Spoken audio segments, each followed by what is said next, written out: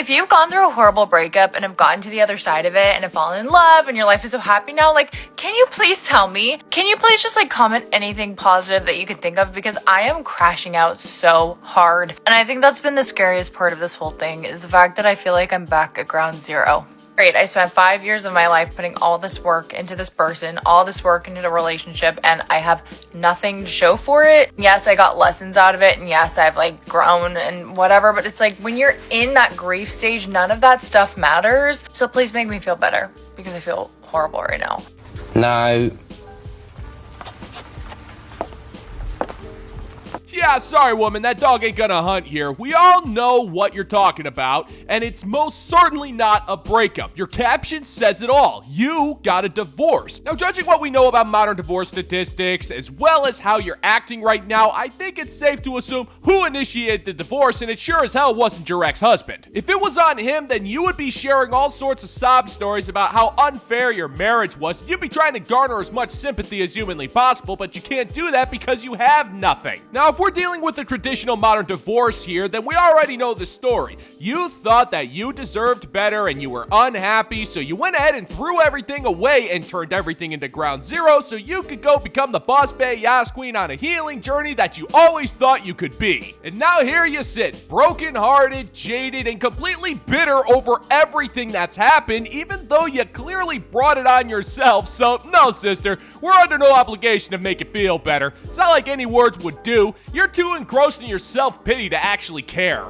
Oh, poor you. You guys, what is going on and why is everyone breaking up? I mean, the call is coming from inside the house. I think we all know what's going on with me. But besides just the celebrities, like so many solid couples I know in real life are breaking up and I'm just so confused. It's just not all woo-woo. But I definitely feel like in my case, I feel like an energetic shift. I don't know if anyone else feels that. I don't know. Do I sound crazy? I don't know. What's going on? Wow, that's fantastic work, man. You have the wisdom of a 6,000 or 7,000 year old man. That's fantastic. We don't have to fill up the whole blackboard after all.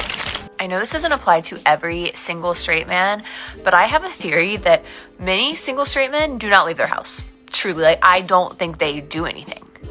Because I swear I never see them in the wild like where I am. Like if you go to a farmer's market, you go to like a cute little outing, you see men who are with their girlfriends. You don't just see like a single man walking around. And I think all they do with their time, I think they go to the gym, if they do that. They go golfing maybe, and they go to sporting events. Because I was at a hockey game last night, and there was quite a lot of men, most I'd seen in a while. I just have one small question. Let's say I wanted to play some hockey.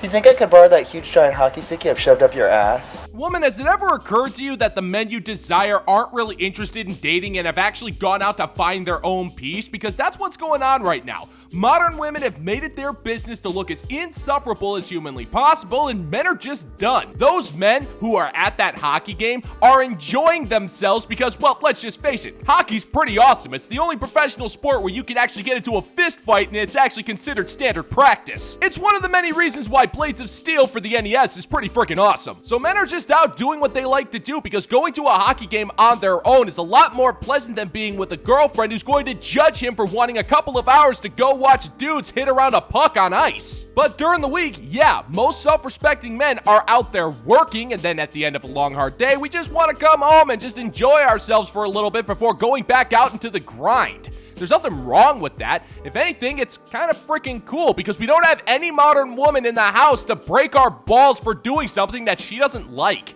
And I don't think they do much. I don't think they get out often. And we're talking about this like loneliness epidemic, but are men just bored out of their mind because they don't do any cute, fun things until they get girlfriends? If any straight single men see this, please let me know because all those single girlies are wanting to know where you guys go, where you hang out, what you do. And I think you might just be in your house. Maybe just hitting up those video games. Please confirm or deny. That's classified.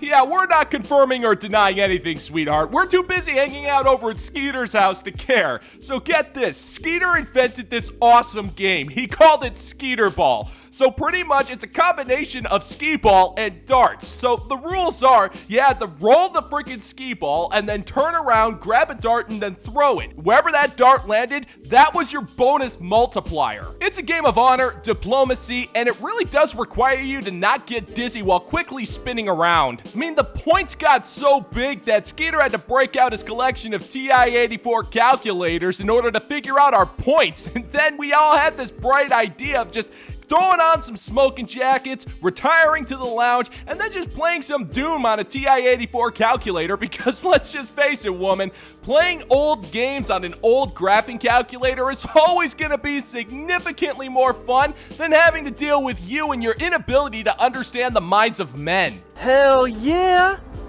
Let's talk about how one of the most difficult things you'll ever do is leaving the man you love for the man you know you deserve. Story time. When I was in my 20s, I dated a guy who made me want to create wedding hashtags out of our names. Before I fell asleep at night, I thought about all the ways we were perfect for each other, how we were both only children, how we were both weird, but like in the same way, and most importantly, how he made me feel. Because this was the guy who one night, as I was apologizing for crying over God knows what, turned to me and said, "Anna, you don't have to be sorry because life isn't about being perfect, it's about being real, and don't you think that would have made a great line at our wedding that never happened?" And the thing is, all of the above was true and real, but the following things were also true and real. That he was the kind of guy who brought me to a sports bar and decided to ignore me all night and talk to some random 50-year-old dude instead. That he was the kind of guy who got so drunk one night that he couldn't really understand I meant it when I said no means no. And most importantly, that he was the kind of guy who was always halfway in and halfway out. That's not my problem. It's yours. Okay, so if we're using your own logic here, which is incredibly difficult, you're saying that this guy was halfway in and halfway out, which sounds to me like it's not a real relationship. It was a situationship that you stayed in for far too long, and that's not the man's fault. If you're offering this guy easy access to your acrid slime chamber of spoiled hot custard, then you can't blame him when he accepts. You're the one who chooses the bedroom partners, not him. But that doesn't stop you from giving him all sorts of passes to ignore every single one of the problems because you are too drunk on being in love with them, even though the feeling clearly wasn't mutual. And it's really difficult for me to give you the benefit of the doubt because your dead eyes and emotionless face speak volumes. That's the expression of a modern woman who's passed herself around like a bag of Oreos at a medium security prison, and don't ask me how I know that. So don't talk to us about what you love and what you deserve because, well, for starters, we don't care, and second, you don't even know what you deserve because you wasted your prime years on emotional hedonism instead of actually trying to find a halfway decent guy. And if I'd been more honest with myself, I would have realized that last point a heck of a lot sooner. Because here's the thing, ladies, loving a man does not mean he's your man forever, and most of the guys you'll date and fall in love with will break your heart, and that's okay. What's not okay is staying in a relationship where you feel seen 50% of the time, and the other 50% you're wondering why your boyfriend would rather talk to some random 50-year-old dude in a bar instead of you. So if I could go back and tell my 20-something self one thing, it would be this. Learn to leave even if it means you'll be alone for a little while. Learn to leave even if it means you're gonna hate the next 10 dates you go on. And learn to leave not because you don't love him, but because you know someone else can love you so much better. Emotional, damn it! Lady, the idea of you having access to time travel and the power to be able to change historical events is kind of terrifying, but let's just go ahead and say that you go back in time to talk to your 20-something-old self and try to convince her to get rid of that guy. Your 20-something-year-old self just won't listen because she is too drunk on love to care. But the funny thing is, if she heard you, she would probably assume that you're from the future and an agent of the evil office of patriarchy from some government somewhere and will do everything she can to actively fight you, which would mean loving this guy even more. And lady, if you could travel back in time and you were successfully able to change things, you do realize that you wouldn't exist anymore, right? You would be creating a massive rip in the space-time continuum. That is, unless we're talking about parallel universes and not necessarily time travel, but even then, I really don't think that you're the type of woman to be able to discuss it because you still believe that 2 + 2 = 7. That's funny because it's so true. You guys, what is going on and why is everyone breaking up? I mean, the call is coming from inside the house. I think we all know what's going on with me. But besides just the celebrities, like so many solid couples I know in real life are breaking up and I'm just so confused. It's just not all woo-woo. But I definitely feel like in my case, I feel like an energetic shift. I don't know if anyone else feels that. I don't know. Do I sound crazy? I don't know. What's going on? We've got a conspiracy here. Conspiracy! There's conspirers conspiring in a conspiracy. Conspiracy!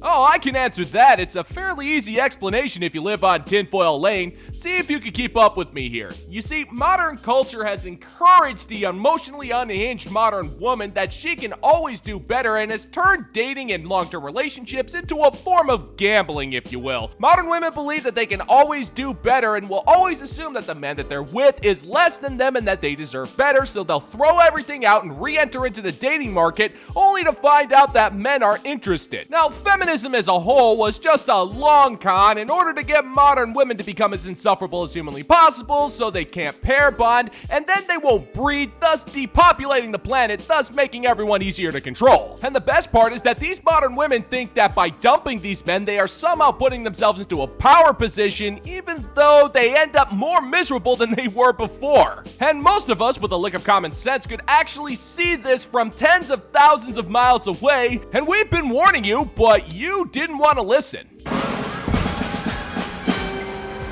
Hook, line, and sinker. Hey, look at the time. It's time to celebrate the fine members of the Bounty Board over on Patreon and give them some thanks and recognition for their continued support of this work. Gentlemen and gents, your generosity knows no bounds, and I cannot thank you enough for the continued support, so thank you so much. All hail! And if you're interested in supporting my work, check out the Bounty Board over on Patreon, where for $5 a month, you can get access to exclusive content you're not going to find on YouTube. And of course, you can also support the channel by liking this video, commenting, sharing, and if you've enjoyed this content, I hope I've earned your subscription today, so thank you so much for your support. And now on with the show. The fastest way to make anyone obsessed with you is to completely detach. If you want to make them obsessed to the point of no return, to the point where they're thinking about you 24/7, stop thinking about them. Stop obsessing with them. Here's one thing I learned. That obsession is an energy, and it kind of only goes one way at a time because it's the law of polarity, right? It's masculine energy and feminine energy, yin and yang. If you are in the pursuing energy, if you are obsessed with them, you don't even have to physically show them that you're obsessed or physically be pursuing. But if you are thinking about them 24/7, if you are obsessed with them, that can only go one way. You're the one obsessed with them, and they're actually in the receiving energy, the feminine energy. Sweet. You couldn't ignore me if you tried. Woman, what you're proposing is literally impossible. Allow me to explain. You have gone on so many dates and have been with so many different men that you hinge every single aspect of your life on finding a guy to complete you. You drown your sorrows in romantic novels and reality television and think that real life is somehow a fair representation of how pair bonding is supposed to be. You then watch a couple of YouTube videos on emotional energy, and all of a sudden you become an expert on the subject, and you decide that the best thing to do is to tell women everywhere on how to become even more unpleasant. You keep bringing up this concept of receiving energy, that man is just supposed to give and give and give, but what you're forgetting is that relationships aren't about receiving. They are about reciprocating. If you want a guy to actually feel a certain way about you, you're actually going to have to put in some work and give him a reason to feel that way. You don't just ignore him and then expect him to fall in love with you. Men aren't like that, sister. But if you pull back, you do not need them. You flip your mindset to, I don't need them, they need me. And you truly convince yourself of this. Guess who's chasing? Guess who's chasing? Because only one person can be chasing. You got to give them room to chase, or else there's nothing to chase. If they are not obsessed with you, it's because you're obsessed with them. Point blank. And the only way to overcome this is to use the law of detachment. So comment for part 2 if you want a tutorial on the law of detachment. Save this video, follow for more. Also, I have a free Make Them Obsessed class at the top of my page that you should watch. Nope. That would be a waste of time. Hey lady, it's really embarrassing that I have to discuss the concept of middle school science to you, but hey, why not? You keep talking about energy. Now, the grade school definition for energy is the measurement of one's ability to do work, and that's what a relationship is all about. If you want a guy to actually care about you, you're actually going to have to do some work in order to make that happen. I know, it's such a shocker. But if there's one thing that we can count on with the modern woman, it's her assumption that she can just sit around, do absolutely nothing, and have everything handed to her on a silver platter. But here's the thing. You are attracted to men who are not interested in you. You want what you can't have, so you assume that men operate the same way. But that's just not the way it is. If you want a man to care about you, you're going to have to care about him, which you're incapable of doing because that would require you to feel something, and we all know that you're incapable of doing that. Yeah, that checks out. That sounds about right. Why would a man want to be the one who's 35? Beats you. You know what? Beats me too, sir. Why would a man want to be with a woman who's 35? Well, if we follow your misogynistic logic, we can assume men would ideally like to be with a woman in her early 20s, God forbid late teens. We are talking about women, right? Well, then we can understand how most men 40 and up are ruled out because most women in their 20s recognize that that's fucking creepy. Maybe the men in their 30s can still get away with pulling that, but the men in their 20s? That means they've all got to be going after young, hot 20-somethings and no one else, right? Wrong! Oh, you've gotta love the playbook from the woman with the dead ovaries. All right, sister, let's just go ahead and do something here. What you're doing is an obvious jealous projection of men. Now, you're trying to imply that any man who would actually want a young, fertile woman is either a misogynist or he's some type of unspeakable monster who does unspeakable things to children, which is really mature on your part, by the way. Now, you're trying to use modern talking points to debunk basic biology, which a man is attracted to young, fertile women because they have the higher chances of being able to produce him a child. This is something that's been seen in the animal kingdom for literally tens of thousands of years. And even though we've seen young, attractive women go after older men, I guess it's only creepy when the man does it to a woman because, yeah, that's how equality works, huh? And yet here I am as a woman who just turned the dreaded 35, and the men who are up in my feed? 28, 25, 23, 21, 20. A literal 20-year-old sent me a like the other day. On Hinge. Lately I receive way more attention from these 20-year-olds than the men who are 30 and up. By the way, all very good looking.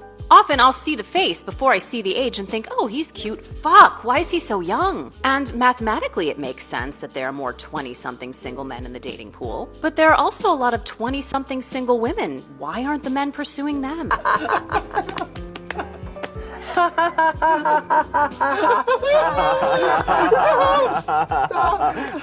Hey. Oh, that's pretty easy there, lady. You see, the reason why those men are sliding into your DMs is because they see a single woman at the age of 35 and immediately start to think they're gonna get some easy practice in. They're not interested in dealing with the insufferable broads their own age, especially when there is an army of modern, desperate single women who are over the age of 30 who would be more than willing to punch their ticket to Tuna Town with the minimum amount of effort. And also, you're a woman on a dating app. You're going to be getting significantly more communication than the average guy, but that's just science fact. We all know you deny science, so there's really no point in actually going over that little tidbit. But another big reason why these guys in their 20s aren't going after the younger women in their 20s is because the younger women that are in their 20s are too busy going after the men in their 30s and their 40s. Young women want older men, and older men want young women. I mean, where have you been? Oh yeah, that's right, you've been drowning yourself in the denial river.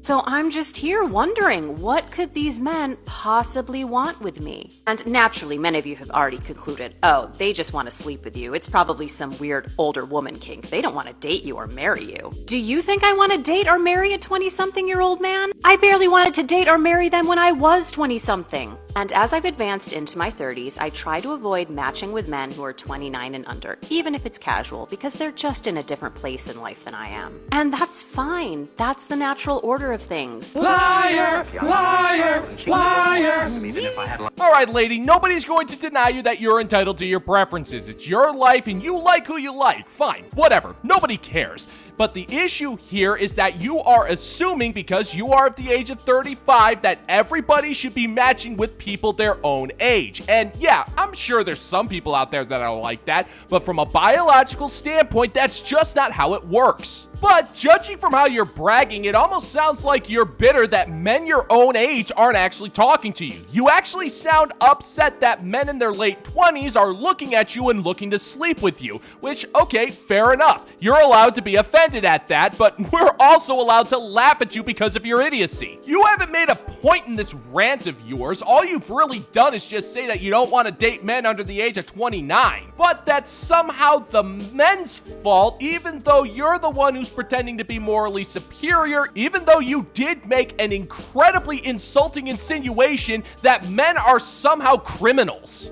It makes sense that I would want to partner with someone closer in age for those reasons. Just as it would make sense for any well-adjusted man in his 30s and 40s to want a 35-year-old woman. But the fact that these 20-somethings are after me in droves, I don't quite understand it, but clearly neither do these sexist clowns whose conception of women is so out of date. Why anyone would ever bother with the likes of them beats me. That's stupid! You're stupid! Stop being stupid! No, woman, it doesn't make any sense at all. Just because you want a certain type of man does not imply that every single man thinks the way that you do. We don't busy ourselves with meaningless political talking points. We actually have things to do. You have spent the majority of your life in a sheer amount of hate and misery, and you project that hate and misery onto everybody around you, to the point where if a man brings up the incredibly valid talking point that men do not normally want women in their late 30s,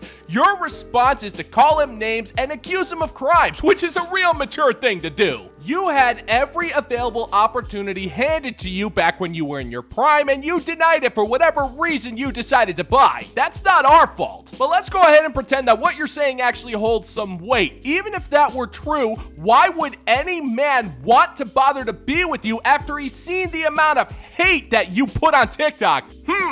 Beats me.